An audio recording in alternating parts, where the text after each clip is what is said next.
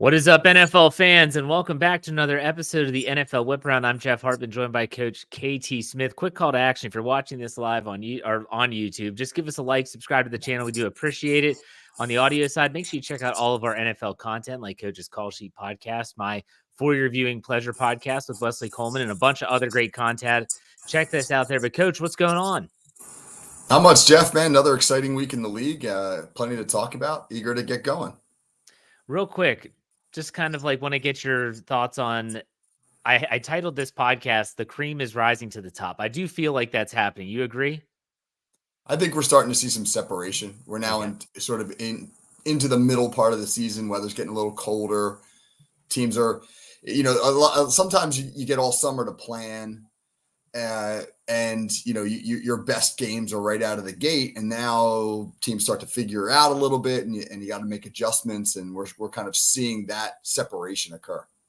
And the NFL continues to be a week-to-week league. I don't think any team embodies this more than like the New Orleans Saints. If you remember their first 2 weeks, they had scored almost 90 points in two games. They've lost every game since. Spencer Rattler getting the start. Just crazy stuff happening. But let's get this started with those. For those that might be checking out the podcast for the first time, we do 5 topics and a player profile.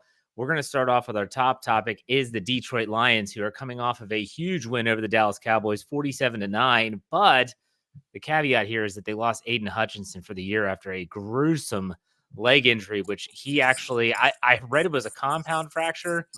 I'm not sure because he was wearing a sock. I know that's gross, but I mean, if you saw the video, you would see like he broke his tibia. That's the big bone from the knee to the ankle. He had an air cast put on and immediately went straight into emergency surgery. Like that's how serious the injury was.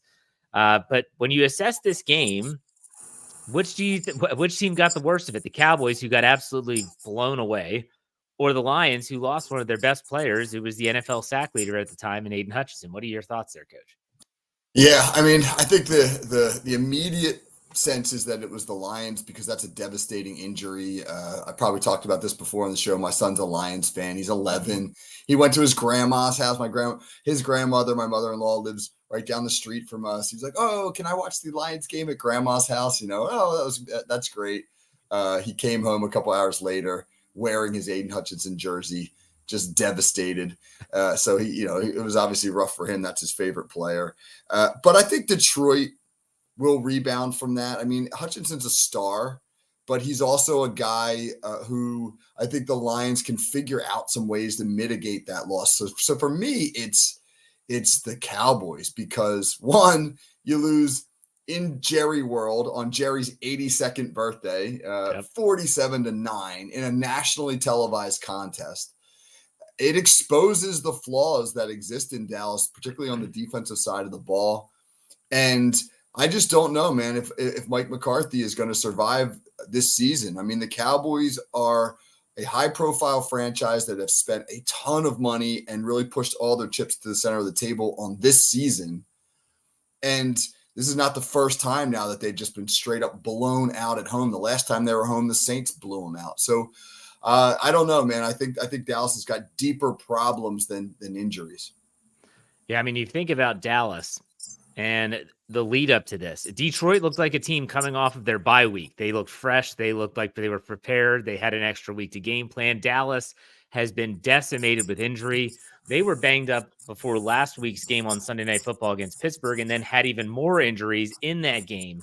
And you could tell that it started to catch up to them. But I think that the Detroit story to me, Aiden Hutchinson's injury, which, by the way, if you haven't seen it yet, I wouldn't say it's Joe Theismann-esque, but it's close. So if you're someone that gets, queasy by seeing some gruesome injuries, avoid it at all costs.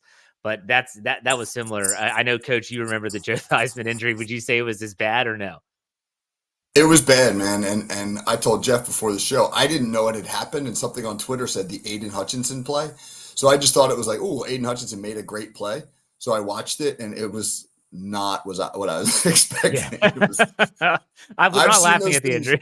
I've seen those things live, man. I've seen those things on the field. I saw an injury when I was playing in college, and our defensive tackle dislocated his ankle. He was lying, if you can picture this, he was lying face down on the ground, and his toe was pointing straight up in the air. That's the nastiest thing I've ever seen. So I don't want any more of this. I don't want to see any more of this. No. But I think that to me, the story for me when I look at this game, and I didn't get to watch a lot of it because the Steelers were playing at the same time, was they hung 47 points on them, and they were doing trick plays. They were razzle dazzling these guys. I mean, they were just running circles around the Cowboys to the point where Dallas put in, I think it was Cooper Rush in the fourth quarter, and they were just like, hey, we don't need to have our starters out there anymore. I think the story for me is the Lions offense. I think they will be able to withstand Aiden Hutchinson's injury. I don't think this is going to really slow them down defensively. We'll see how they calibrate things on the Detroit side. But I think, to me, I look at this and I never thought that the Dallas Cowboys were that great. This solidifies the Lions as a contender. And I already knew they were contenders anyways. But I think, Coach, what's your thoughts on the offense of Detroit? Detroit's offense is everything that Dallas's offense should be. It's imaginative. It uses multiple formations and looks. I mean, they threw in some gadget plays. They came out. They actually lined up on the first play in that tackle eligible formation for which they got flagged controversially last year against Dallas when Dan Skipper reported as eligible, but they said that he didn't report as eligible, and it wound up costing them their Cowboys game last year. So they actually come out and line up in that in the first play and then run like a flea flicker reverse. They're using all their resources. They're spreading the ball around. They're pushing the ball down the field. Dallas's offense looks like an offense that was devised in maybe the late 20th century. So I just feel like Detroit is getting the most out of what's probably going to be Ben Johnson's last year there as OC. Yeah. I think that guy's in line for a head coaching job.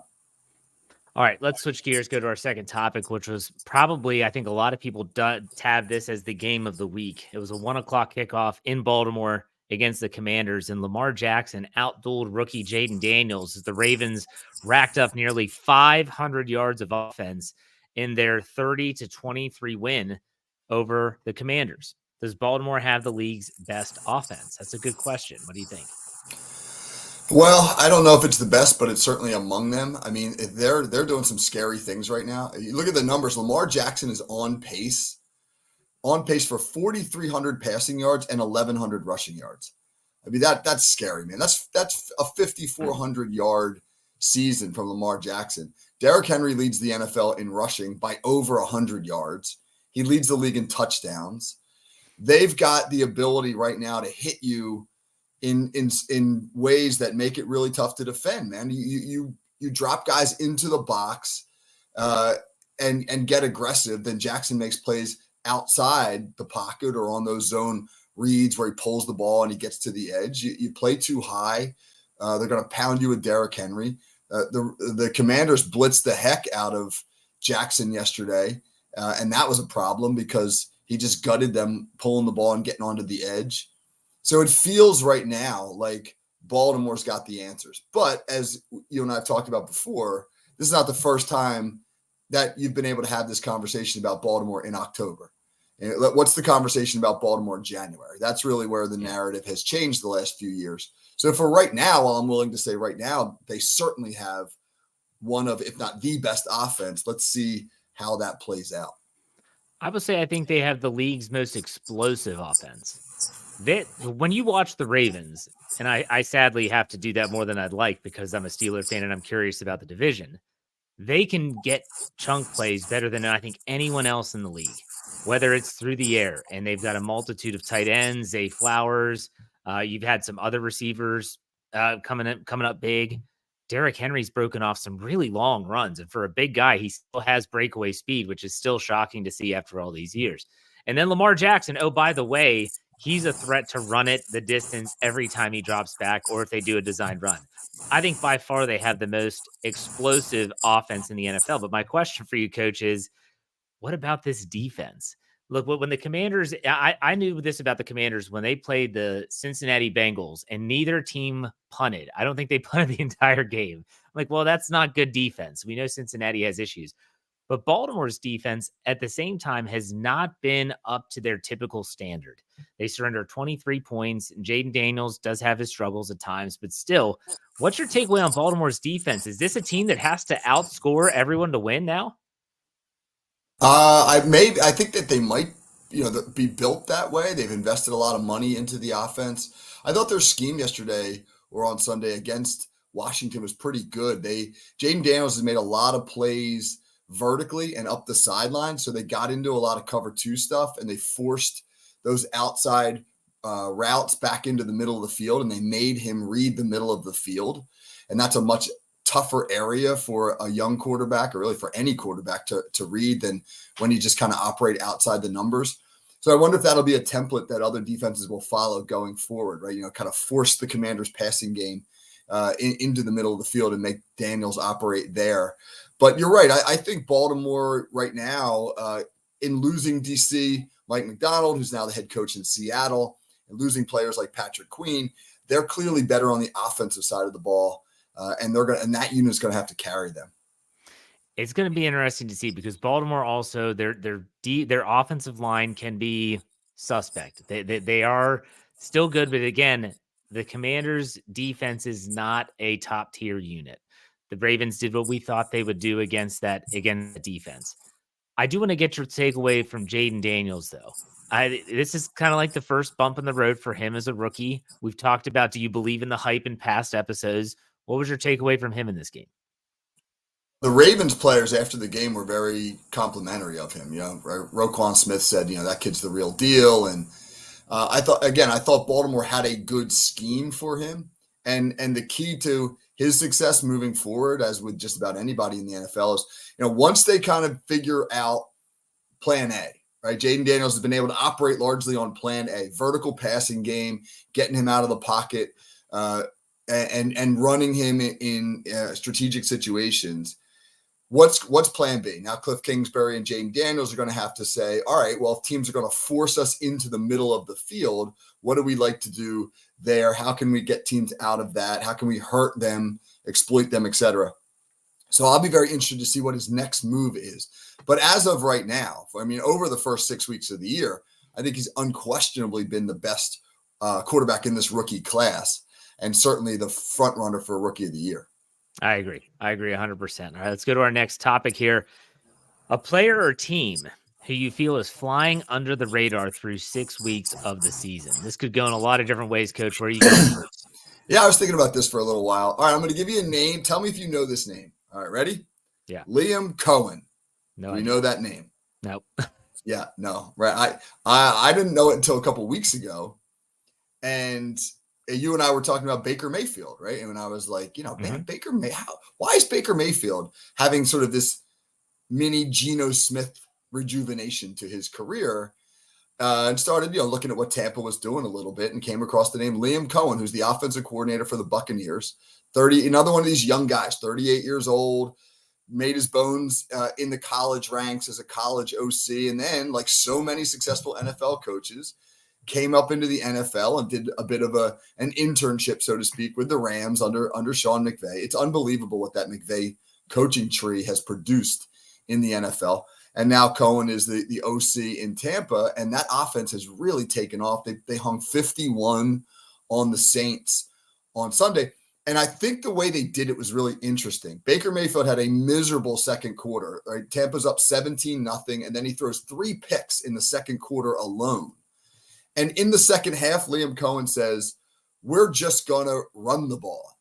And they ran for 220 yards in the second half alone. Mayfield threw 6 passes the entire second half, and they scored 51 points, completely changing their game plan. So what does that tell you? That tells you, man, this is an OC who can adjust on the fly, can take what a defense is given. Fine, you want to adjust to take away the passing game, then we're going to pound the football at you.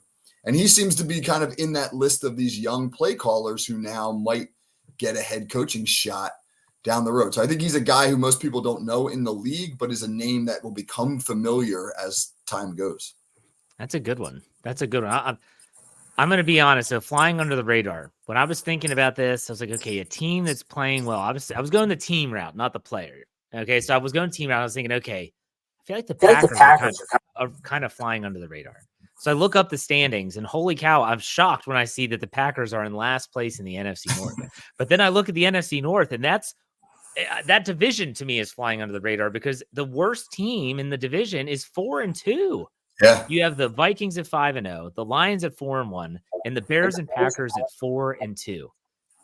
I'm sure that there's some national media that's giving attention to this division, but I still think that a lot of people aren't buying into the Vikings at 5-0. I think a lot of people are thinking the Lions, because they were in the NFC Championship last year, absolutely could be viable contenders. People aren't really believing in the Bears because of Caleb Williams. And the Packers are, again, I think they're flying under the radar. That division, holy hell, coach. Like, that is insane that here we are going into week 7, and the last place team is 4-2. Just mind blowing to me. So I'm going to go with the whole NFC North. I'm going to cheat. Yeah, combined record of the NFC North is 17-5. I mean, that's insane. The spoiler alert, man. That's the topic of my call sheet podcast this week is how did the NFC North become the best division in football? Yeah. And it's going to really look at all 4 of those teams. So, yeah, I'm with you, man. I mean, they've got young quarterbacks, good coaches. It's a really fascinating division right now. Any other teams or players stand out to you that are flying under the radar? Maybe the Texans a little bit. I mean, they're Okay. 5-1. Interestingly, they're 5-1, but they only have a +8 point differential this year, which is tells they've won 4 fairly close games. They won by a bigger margin on Sunday, but they against the Patriots, who were bad, so they beat them by 20. They've got a big blowout loss in there to Minnesota, and they've got 4 squeakers, man, 4 wins by 6 points or less. So they're figuring out how to get it done in close games. They're playing in a division that is not very good. I think Indianapolis is next at 3-3, and they're a flawed team. And Tennessee's not very good. I don't think that division's great. And they're a team that's probably going to win the division going away, but I don't think there's going to be a lot of conversation about them. They were everybody's darling last year, and I just kind of feel as though maybe there's some new darlings in the conversation this year, and they've kind of slipped beneath the radar a bit. I'm going to go with the player. And this is a player that I've always admired since he was in college. And I really somehow, some way wish that he would find his way to the Steelers, but it's not going to happen. And he plays for the Washington Commanders. It's Terry McLaurin. I think Terry McLaurin is one of the most underrated receivers in the NFL. He came from Ohio State. He had 2 touchdowns against the Ravens, 53 yards. He is really, when you look at the Commanders, he's their only real threat. I mean, they trade away Jahan Dotson to the Philadelphia Eagles before the season starts. They don't have a lot there. I think that he is one of the most, again, underrated. So you can say under the radar, whatever you want to call it. I feel like he is one of the more under the radar players in the entire league. And hey, I'll give him his flowers because I think he's having a great year and no one's really talking about him. That Ohio State wide receiving tree is unbelievable, man. And they've got 2, maybe even 3 guys coming into the league off of this year's team that are going to be stars. So, I mean, Brian Hartline, the wide receivers coach at Ohio State, is about as good a position coach as you're going to find anywhere in America. So, yeah, McLaurin is another product of that tree. Is that former NFL wideout Brian Hartline? It is, man. And Okay. he is an absolute tremendous wide receivers coach. It's amazing how he hasn't found his way to the NFL, but I guess some people just like it in college. His alma mater, and I think that he's kind of got a big role there. So yeah, but you're right. Too, probably. Yeah. It feels like he could be in the league if he wanted to be. Yeah. All right, let's go to our next topic. The Raiders played without star receiver Davante Adams on Sunday, who was sidelined with an alleged injury. Adams has requested a trade, and the Raiders may accommodate him. Look into your crystal ball and tell us, where will Adams be a week from now? All right, Coach. The Raiders lose to the Steelers on Sunday in Vegas. It was pretty bad, and the Raiders didn't have Jacoby Myers. They could have used Davante Adams, but that hamstring, I'm using air quotes for those listening in the audio side, but hampered him. So what do you think, Coach? Where's he going to be? Well, I don't know. I'm going to kick this one to you, man, because I think that you've got probably more info than I do. Is Davante Adams going to be wearing black and gold in a week? Well, I saw this, and I'm going to steal it, and I don't know who said it, but they said there's a good chance that Davante Adams will be at Acrisure Stadium next Sunday. The question is he playing for the Jets or the Steelers? Right. And this brings up an interesting fact. I think those are the 2 front runners for Davante Adams, and the Steelers are definitely still interested in trading for him. I think now it's just what do you think is fair compensation for him? I look at the Jets. Okay, so this happened after we recorded last week, and I want to get your take on this. They fired their head coach. So Robert Saleh's out as the head coach. You predicted this. You said if you have to choose between a player or the coach, it's going to be the player that wins, and Aaron Rodgers wins. But what does that do for the decision making of the team? Does that change the way they would approach something like this? Do they get more conservative or do they get more aggressive? I don't know, because the Steelers, although they're interested and still very much in with the Devontae Adams situation, they could be outbid. So let's just talk about the Jets first. What do you think the ripple effect of them firing their coach would be moving forward? So I can't quite figure out what the Jets have done here, because they not only they fired Robert Sala, who is a defensive minded coach, but the Jets defense has been playing really well. Yeah. And they're a top 8 unit in the league in just about all the major metrics. The offense has been horrible. And the report that came out was that like Saleh was ready to demote Nathaniel Hackett, the play caller. And then I guess when that news either reached owner Woody Johnson, or who knows, did Aaron Rodgers intervene, whatever. Johnson in turn fired Saleh, but then they promoted the DC to the head coach now, which I found an odd move, because that's the strength of your unit, but you're going to make that guy's job harder. Right. By promoting him now to an interim head coach, where he's got to kind of take on all these new responsibilities on the fly. They then in turn demoted Hackett and took away his play calling duties. So I don't know what they're doing. There's so much transition going on there. I mean, they could acquire Devontae Adams, sure, but you got to now fit him in to a system that feels like it's being remade on the fly, unless they're just handing it all to Aaron Rodgers and they're saying like, all right, buddy, it's your show, which is possible too. So I just don't know what's going on with the Jets. I can't quite figure out the logic of their moves. Whereas in Pittsburgh, it's pretty clear. They don't have a strong receiving room. They need a complementary piece to George Pickens. Adams, given the fact that his contract is can be nullified after the season, is an easy move for the Steelers. It just Pittsburgh makes more sense to me. Yeah, I think that the Steelers, if they're smart, I think they would say, look, if you eat some of his contract for this year, so you pay some of his 2024 salary, we'll send you a third round pick. We'll send you a third round pick. You pay part of the salary. We get Devontae Adams. If they're not willing to pay the salary, then okay, we're not giving you a third round pick. We'll give you maybe a fifth round pick or something like that, or a fourth. And so the Steelers are going to have to find this line of being aggressive, but not being ridiculous in terms of their salary cap, and then looking into what they need. I will say this about the Steelers. The more I watch George Pickens, the more I think he is a complimentary piece. If you get a Devontae Adams, who is a bona fide number one, George Pickens can be a very, very good number two. I'm not sure if George Pickens is ready for wide receiver one duties just yet. I don't think that right now, he's not making as Mike Tomlin says, the routine plays routinely. He's had a lot of drops the last 2 weeks. He's had a lot of issues with pouting and typical wide receiver behavior. You love wide receivers, coach. You know all about that. But it's one of those. It's a situation where I think if Devontae Adams comes in to Pittsburgh, he's got to be happy. And by the way, this is not a Brandon Ayuk situation where he can pick and choose. There's there's not a no trade clause in Devontae Adams' contract. The Raiders are going to send him to the place where they feel like they have the best offer. So he could be best friends with Aaron Rodgers, and they could say, sorry, Pittsburgh's deal is better. That's where you're going. And so, okay, take that for what it's worth. But if he comes to Pittsburgh, again, I still think the Steelers are very much involved and active in those negotiations. He is the wide receiver one. Whereas if he goes to the Jets, you've got Garrett Wilson, you've got Lazard. Like, there's more receivers there. That might be a more difficult situation for him. I don't know. Any final thoughts here, coach? All right. All that said, I'm going to say a week from now, he's still with the Raiders. Okay. Only because I think the Raiders need him, man. If you're Antonio Pierce, right, unless you feel comfortable that you've got license for a rebuild there, you're going to need him, man, because the Raiders are struggling. They look bad on offense on Sunday against the Steelers. Aiden O'Connell is a young quarterback who, didn't appear to have many weapons at his disposal. That offense, you're in a division where teams like the Chiefs and the Chargers can score points.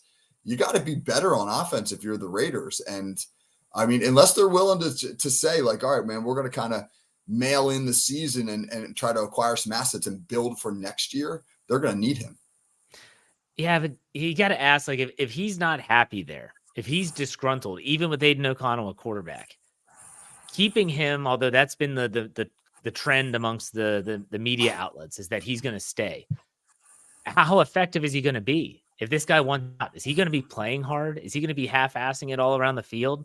Is that even going to help your offense, or is it going to set you back because you didn't get anything for him? I think these are some difficult decisions for the Raiders, but we'll see. Maybe he will be on the move. Maybe he won't. You could be absolutely right. He could be a Raider next week, or the hamstring might get tweaked again. He might have to be on the shelf for another 3 weeks. So we'll see. All right, let's go to our fifth and final topic here. We love talking Cleveland Browns on this show, and the Browns dropped to 1-5 on Sunday and may already be out of the playoff race. It does seem like they are on the outside looking in. Some have suggested they should start selling off their assets to recoup some of the draft capital they expended to get Deshaun Watson. Is it time for Cleveland to sell, or can they salvage their season? This is a tough one, Coach. It is. In consideration of this question, I went back and I looked at the exact the exact compensation overall that they traded to the Texans. Oh my God. Oh my God. I had forgotten 3 first-round picks, a third-round pick, 2 fourth-round picks, and a guaranteed $230-something million contract. And Houston turned those picks into CJ Stroud, Will Anderson, Tank Dell, a couple other really good complimentary pieces. The Lassiter kid. I mean, it's the Herschel Walker deal, man. For those who remember that one back in the day, where the Cowboys kind of built their '90s championship team off of the Herschel Walker trade. It just feels as though that Cleveland is a mess in a lot of areas right now. They're banged up, tons of injuries on the offensive line. They don't have Nick Chubb back yet. They've hitched their wagon to Deshaun Watson. He's not playing good football. I feel so bad for Coach Stefanski, man, because he's a good guy. And I know that was he's from Philadelphia. He went to St. Joe's Prep, the best high school program in the city. He went to the University of Pennsylvania, which is right there in Philly. So I'm sure that winning on Sunday in Philadelphia would have been a big deal. But the Browns couldn't get it done. I suspect that his job is safe, because they, again, the decision to marry the team to Watson was not Stefanski's. That came from above him. Although you have to wonder, would getting fired be a blessing at this point? Because he's a 2-time coach of the year. He's going to get another job in a hot minute. There's going to be a lot, 20 NFL teams would probably love to have him as their head coach. Is that a situation that secretly he would love to get out of? So, but I think the answer is yes, man. Amari Cooper's a good trade piece. You got to you voided 3 first-round picks, 2022, 3, and 4. You got to start to get some talent back. So, before I go into what's coming up for Cleveland, I want to ask you a question, and that is, in your own opinion, do you think their issues are majority, not all, but majority Deshaun Watson based, especially on offense?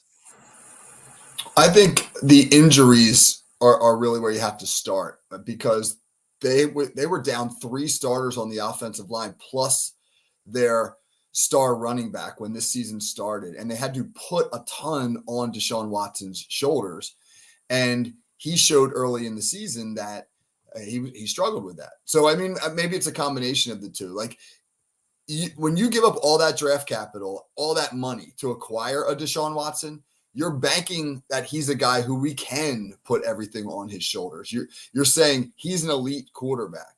But then early in the season, when he needed to be one, he wasn't one. So it's sort of the combination of them not having the resources from a health standpoint to build the offense they want, and then Watson not being able to shoulder the load they needed him to in the absence of those players. So let's look at what's coming up for Cleveland, because the question also on this topic was, can they salvage their season? This upcoming week, they have the Bengals at home. Then they host the Ravens, and then they host the Chargers. A 3 straight homestand, if you want to use the baseball term. I got to think, if they lose 2 out of those 3 games, you have to start selling. You're not going to come back from this, whether it's Baltimore, whether it's Pittsburgh, both teams that are 4-2 right now in the division. You're not going to come back. You're not going to make something of it. You are 1-5. So if you leave this 3-game stretch 2-7, Coach, you're done. You're done. Like in the AFC, if you don't win 10 games, which would mean they'd have to rattle off 8 in a row, which is not going to happen. You're done. You're not going to make the postseason. I think these next 3 games are going to be vital. And unfortunately, against these 3 teams, I don't see it going too well. And Nick Chubb's supposed to return. I don't think he's the saving grace coming off of that ridiculous knee injury. How do you think they do in the next 3 games? Well, I mean, before we answer that, I just looked this up. I mean, over the last 20 years, there've only been 2 teams to start 1-5 and make the playoffs. Wow. I mean, that was the Colts in 2018 and the Chiefs in 2015. Those are the only 2 teams over the last 20 years to start 1-5 and make the playoffs. So they're up against it already. And as you mentioned, yeah, I agree that schedule's daunting. You get to 2-7, sell. Yeah. You know, it'd be like the old brothers in trading places, right? Sell. It's going to be tough. And honestly, like I for Stefanski, who you said you've gotten to know him, he's a nice guy. You feel bad for people like that, but for the Browns organization, I don't feel bad for them at all because you married yourself to this guy. You said, and it's not all Deshaun Watson, but from a financial standpoint, from a draft capital standpoint, you hitched your wagon to this guy for good and for bad, and you're going to either go down with him or he's going to rise up and bring you back to where you want to go in terms of the playoffs. It doesn't seem like the latter is going to happen. So as a Steeler fan, I say this is what you deserve, Cleveland, but that's neither here nor there. All right, let's finish this up with a worthy player profile. Someone who shockingly we have not talked about, I don't think is a player profile since we started this podcast before the 2023 season, and that is TJ Watt of the Pittsburgh Steelers. This guy's amazing, Coach. I'll let you go first. It's on Sunday. It just, revealed another element of his game. You know, he's like the proverbial onion analogy. You just keep peeling back the layers and there's just more and more and more. I mean, no sacks on Sunday against Las Vegas. So you say to yourself, oh, well, they must have shut TJ Watt down. But he arguably made the 2 most important plays of the game with these 2 unbelievable punch outs. And they were exactly that. They weren't like, he kind of like throws his body in on a tackle and manages to hit the ball. They were targeted punch outs where he, on the first one, literally threw a punch right at the football, jarred it loose, and created a turnover that the Steelers turned into a touchdown in a tight game. And then later in the game, with Pittsburgh protecting a lead and the Raiders in a goal-to-go situation, did it again, this time with a forearm right to the football. And Pittsburgh recovers and denies Las Vegas a scoring opportunity. So, I mean, it was just incredible, man, how much awareness he has on the field, situational awareness, how he knows what that defense needs. The execution of those punch outs is incredibly hard when you think about NFL players moving at full speed, and to be able to just target the football like that and execute that perfectly. It just feel like, we were talking about under the radar players before. I mean, he's been the defensive player of the year. He's the reigning sack leader. He's been the sack leader three straight times. It's hard to say that he's under the radar, but it feels sometimes like TJ Watt doesn't get the national recognition he deserves. I agree. And I said this on my Let's Ride podcast when I talked about him in the winners category after the game. Is this is the first time, like we've seen TJ Watt impact games before, and he's intercepted passes. I go back to 2023, third quarter. They come out after halftime in LA against the Rams. He drops into coverage and baits Matthew Stafford into a throw, and he picks it off and takes it down to the 5-yard line. It ends up sparking the Steelers. They end up winning that game on the road. He's picked off Joe Burrow, I don't know how many times, by batting the ball in the air and then catching it before he lands. He's had strip sacks where he sacks the quarterback and rips the ball out before they go to the ground and he gets the ball. This is just another way that I've seen him take over a game. And this is something that when people talk about like defensive player of the year discussion, for defense, it always comes down to like one category. So for a defensive back, it's interceptions. For a pass rusher, it's sacks. I don't think you can deny these type of plays and the way that he impacts the game. He said this after the game to Evan Washburn of CBS when he said, look, I knew, because there was no Alex Highsmith. There was no Nick Herbig in this game. They were going to devote all of their attention to stopping TJ Watt in terms of him sacking the quarterback. He said, I knew I was going to have to make plays in the run game. And what did he do? Two takeaways and forced fumbles. One of them, which was a red zone play, takes points off the board. I don't know. I feel like we're kind of running out of superlatives, but it's awesome to watch. He is in the prime of his career. Steeler fans have been lucky enough to watch this guy since 2017. And I don't think that the end is anywhere near. I just want the dude to win a championship, for crying out loud, coach. Agreed, man. He's a special player, and when you have a guy like that, it's a guy I think a fan base should cherish. If we circle back to Aiden Hutchinson, he's not on T.J. Watt's level, but he's certainly in that conversation of Yeah. the most impactful defensive players in the league. And it would be devastating as a Steelers fan to see an injury like that to T.J. Watt. So, kudos to T.J. Watt for being as great as he is, and obviously our thoughts are with Aiden Hutchinson on a healthy recovery. Absolutely. TJ Watt deserves the praise no matter how much praise he gets. He's just that type of player. So, all right, coach, you tease us a little bit, but I'll let you explain it again. What's coming up on the call sheet this week? Yeah, going to look at the NFC North. Like we said earlier, man, that division is 17-5 collectively. How are they doing it? When did the NFC North get so good?